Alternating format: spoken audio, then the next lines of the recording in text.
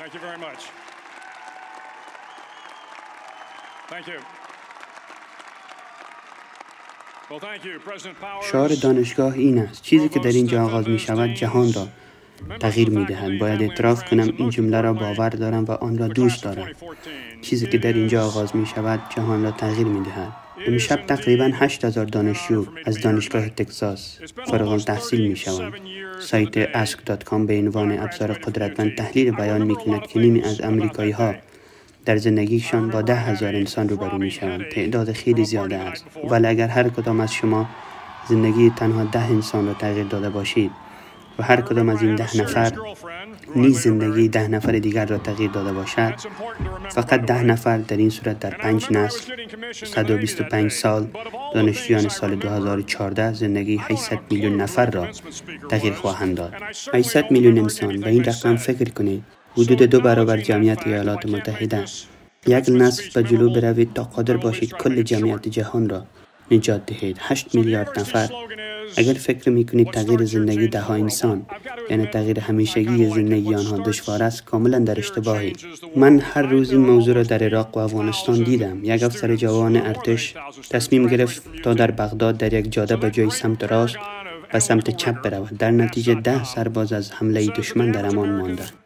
در آستان قندهار افغانستان یک افسر از گروه فعالیت زنان حس کرد که چیز درست نیست و جوخه پیاده نظام را از یک IED 250 کیلویی دور کرد، کاری که جان 2 جن سرباز را نجات داد. ولی اگر در مورد آن فکر میکنید، باید بدانید نه تنها این سربازان با تصمیمات یک نفر زنده مانده اند، بلکه فرزندان متولد نشده آنها نیز نجات یافته اند. کودکان آنها نیز نجات یافته اند. نسل‌های بعدی با تصمیم یک نفر نجات یافته اند. ولی تغییر دنیا می تواند در هر جایی و توسط هر کسی اتفاق بیفتد. بنابراین چیزی که در اینجا آغاز می شود می تواند دنیا را تغییر دهد. ولی سوال این است: پس از این که دنیا را تغییر داده چه شکلی خواهد بود؟ خب من مطمئنم که خیلی بهتر به نظر برسد. ولی اگر فقط برای لحظه این ملوان پیر را مسخره کردید، چند پیشنهاد دارم که ممکن است در مسیرتان برای دنیای بهتر به شما کمک کند. اگرچه این درس ها را زمان حضور در ارتش آموخته‌ام، تضمین می کنم که حتی اگر در لباس نظام هم خدمت نکرده باشید به دردتان بخورد. جنسیت، پیشینه مذهبی یا قومی، جهتگیری ذهنی و یا جایگاه اجتماعی شما مهم نیست. در این دنیا مشکلات ما مشابه است و درسایی که برای غلبه بر این مشکلات و حرکت رو به جلو یاد میگیریم، تغییر دادن خودمان و دنیای اطرافمان برای همه ما به شکل برابر کاربرد دارند. من 36 سال جز یگان ویژه نیروی دریایی ایالات متحده بودم، ولی تمام اینها زمانی شروع شد که من دانشگاه تگزاس را برای گذراندن تمرینات مقدماتی یگان ویژه نیروی دریایی در کلرادوی کالیفرنیا ترک کردم. این تمرینات عبارتند از 6 ماه تمام دویدن‌های شکنجه‌وار طولانی در ماسه نرم به مدت 6 ماه، شناهای شبانه در آب‌های سرد سندیاگو، مسیرهای پر از مانع نرمش‌های بی‌پایان، روزهای بدون خواب و همیشه سرد، خیس و درب و داغون بودن. این دوره 6 ماه تمام شکنجه و تحقیر از سوی جنگجویان آموزش دیده و حرفه‌ای است که به دنبال افراد با ضعف ذهنی و بدنی هستند تا از ورود آنها به نیروی یگان ویژه خودداری کنند. ولی در این تمرینات به دنبال یافتن کارآموزهایی هستند که قادر به بقا در محیط با فشار زیاد، بی‌نظمی، شکست و دشواری‌های ناتمام هستند. این تمرینات برای من مانند چالش‌های یک عمر زندگی بوده که در 6 ماه خلاصه شده بودند. این 10 درس است که من از دوره آموزشی یگان ویژه دریایی یاد گرفتم که خوشبختانه در ادامه زندگیتان برای شما ارزشمند خواهد بود. هر روز صبح مربیانم که آن زمان همگی کهنه سربازان جنگ ویتنام بودند، در تمرینات مقدماتی یگان ویژه در پادگان حاضر می شدند. تخت خوابهایمان اولین چیزی بود که آنها بررسی می کردند. اگر تخت را درست مرتب کرده بودید، آنها با گوشه های مربعی، ملافه های کشیده و بدون چروک، بالش درست در مرکز تخت و پتوی اضافی به صورت تا شده در زیر میله تخت روبرو می شدند. این مورد وظیفه بسیار ساده است. در بهترین حالت کار کاملا پیش پا افتاده، ولی هر روز صبح باید تختمان را به بهترین شکل مرتب می کردیم. آن زمان با توجه به این حقیقت که ما انگیزه تبدیل شدن به جنگجویان واقعی را داشتیم، این کار را تا حد مسخره به نظر می رسید. ولی منطق این کار ساده بارها برای من ثابت شده بود. اگر هر روز صبح تخت خود را مرتب کنید، اولین وظیفه روزتان را کامل کرده اید. این کار به شما نوع حس غرور می دهد و شما را تشویق می کند تا پشت سر هم وظایف دیگر را انجام دهید. در انتهای روز همین وظیفه تکمیل شده به چندین وظیفه کامل منتهی خواهد شد. مرتب کردن تخت خواب همچنین تاکید بر این حقیقت است که کارهای کوچک در زندگی اهمیت دارد. اگر نتوانید کارهای کوچک را درست انجام دهید، هرگز نخواهید توانست کارهای بزرگ را انجام دهید. اگر به طور اتفاقی روز سیاه داشتید، در بازگشت به خانه به تخت خواب برمیگردید که آن را مرتب کرده اید و این تخت مرتب انگیزه فردای بهتر را به شما میدهد. اگر میخواهید دنیا را تغییر دهید، با مرتب کردن تخت خواب روزتان را شروع کنید. در طول تمرینات یگان ویژه نیروی دریایی، کارآموزها به خدمه های حاضر در قایق تقسیم می شوند. هر خدمه متشکل از 7 کارآموز است. 3 نفر در هر طرف قایق لاستیکی کوچک و 1 نفر اسکاندار برای هدایت این افراد. خدمه قایق ها هر روز روی ساحل آماده می شوند و دستور می گیرند تا در مناطق موجدار به طول چندین مایل پرو بزنند. در فصل زمستان موجهای سانتیاگو به ارتفاع 2 تا 3 متر می رسد و پرو زدن از میان موجهای شکننده دشوار است مگر اینکه آنها را بشکنید. هر پرو زدن باید با شمارش اسکاندار هماهنگ باشد. هر کسی باید نهایت تلاش خود را به کار ببرد وگرنه قایق روی موجها واژگون می شود و به سمت ساحل باز می گردد. برای اینکه قایق به مقصدش برسد، همه باید پرو بزنند. شما نمی توانید به تنهایی دنیا را تغییر دهید. شما به کمک نیاز دارید و برای رفتن از مبدا به مقصد به کمک دوستان، همکاران، خیرخواهی غریبه ها و اسکانداری قدرتمند نیاز دارید. اگر می خواهید دنیا را تغییر دهید، 1 نفر را پیدا کنید تا در پرو زدن به شما کمک کند. در طول چند هفته تمرین دشوار، کلاس یگان ویژه نیروی دریایی که با حضور 150 مرد آغاز شد، با 42 نفر پایان رفت. 6 قایق با حضور 7 نفر آماده شده بود. من در قایق با چند نفر قد بلند حضور داشتم، ولی بهترین قایقمان از مردان قد کوتاه تشکیل شده بود. ما با آنها خدمه کتوله ها می گفتیم. هیچ کدام بیش از 150 سانتی متر قد نداشتند. این خدمه از 1 هندی امریکایی، 1 امریکایی افریقایی، 1 امریکایی لهستانی، 1 امریکایی یونانی و 1 امریکایی ایتالیایی و 2 فرد سرسخت از مناطق شمالی ایالات متحده تشکیل شده بود. آنها در پرو زدن، سریع رفتن و شنای سریع برتر از بقیه قایق ها بودند. مردان هیکلی قایق های دیگر همیشه کفش های غواصی کوچک این خدمه را دستمایه شوخی قرار می دادند. ولی این آدم های قد کوتاه که از تمامی نقاط دنیا بودند، همیشه آخر از همه می خندیدند، سریعتر از هر کس دیگری شنا می کردند و زودتر از همه ما به ساحل می رسیدند. تمرینات یگان ویژه در همسانسازی عالی بود. هیچ چیز جز اراده شما برای موفقیت اهمیت نداشت. نه رنگ پوست، نه پیشینه قومی، نه تحصیلات و نه جایگاه اجتماعی. اگر می خواهید دنیا را تغییر دهید، فرد را با اندازه قلبش اندازه بگیرید، نه با اندازه کفش های غواصیش. مربیان چندین بار در هفته اعضای کلاس را به خط و از یونیفرم ما بازدید می کردند. این کار بسیار دقیق و حساس بود. کلاه شما باید به درستی آهار زده شده باشد. یونیفرم باید بدون هیچ مشکلی اتو شده باشد و سگک کمربند درخشان و بدون هیچ لکه‌ای باشد.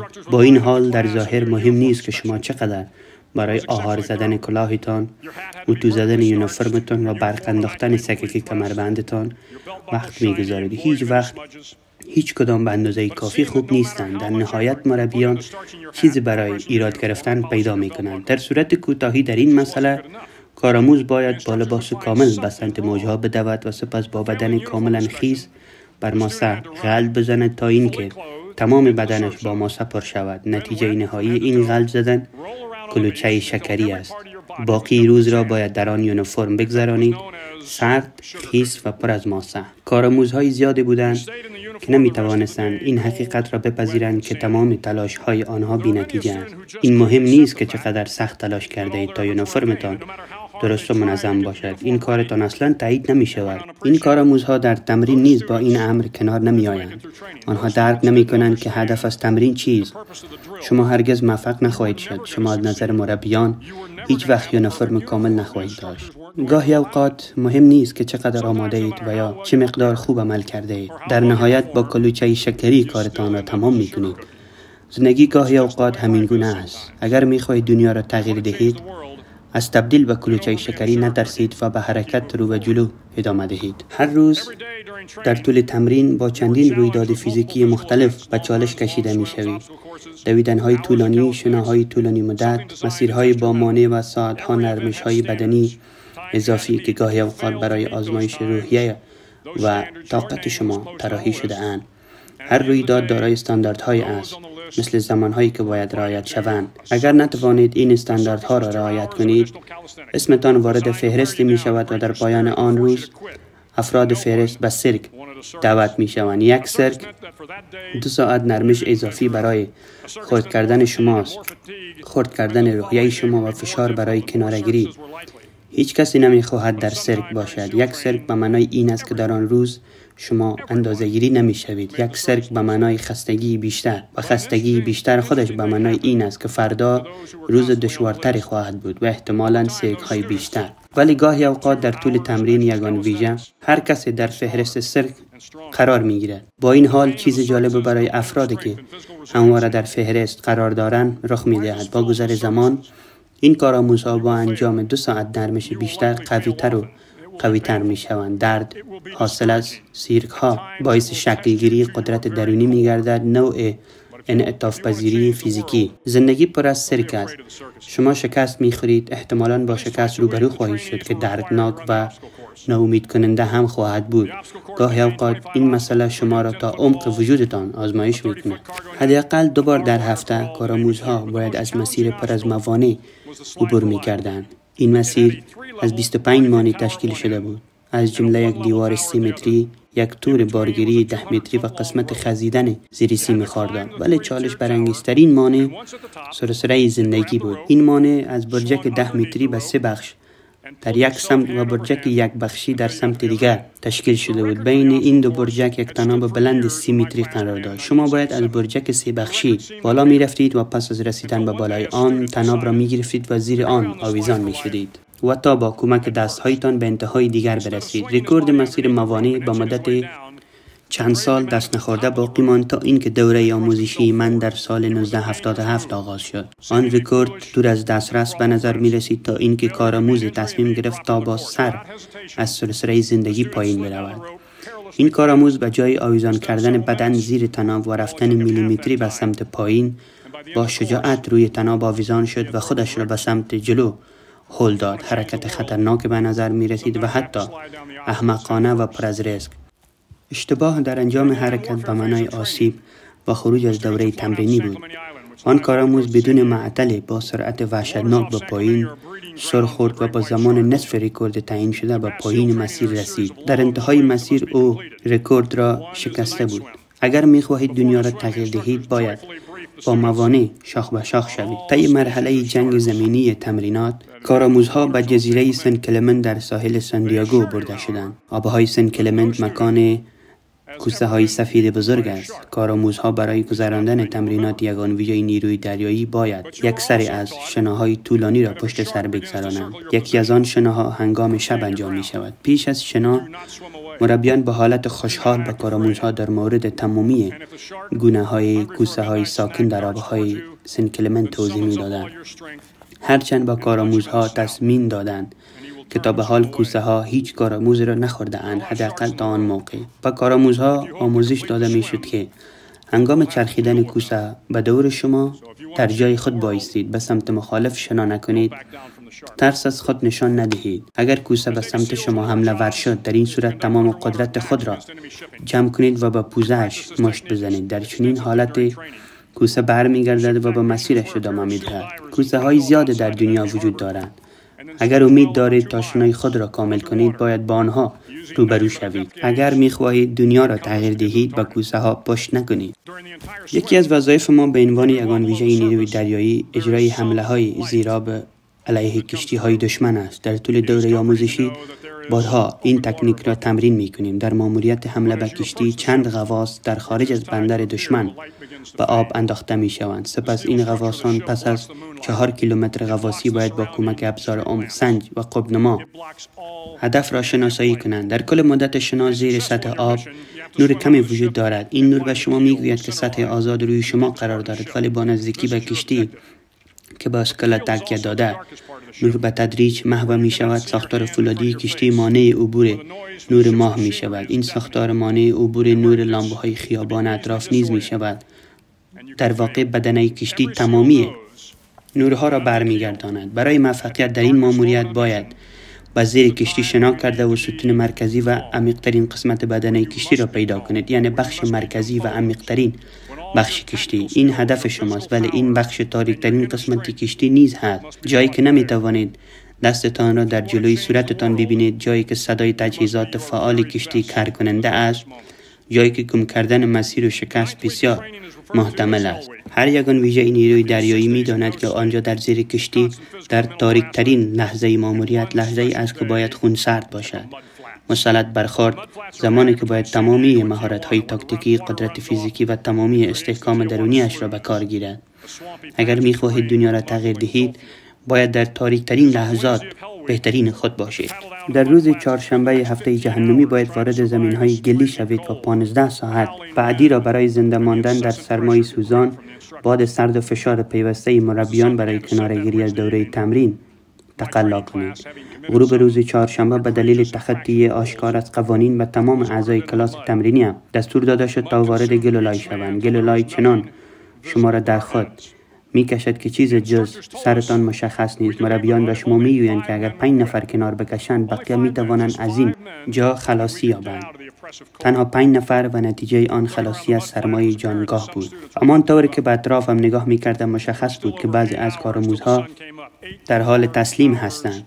هنوز 8 ساعت تا طلوع خورشید مانده بود. 8 ساعت حضور در سرمای استخوان خرد کن.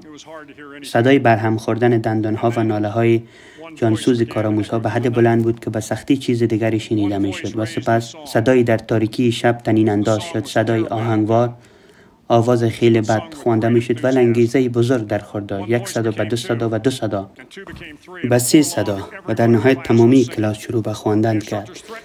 می دانستیم که اگر 1 نفر بتواند از آن بدبختی به پا خیزد، دیگران هم می توانند. مربیان ما را تهدید کردند که اگر به خواندن ادامه دهیم مدت بیشتری در گل خواهیم ماند. بله، خواندن ادامه داشت.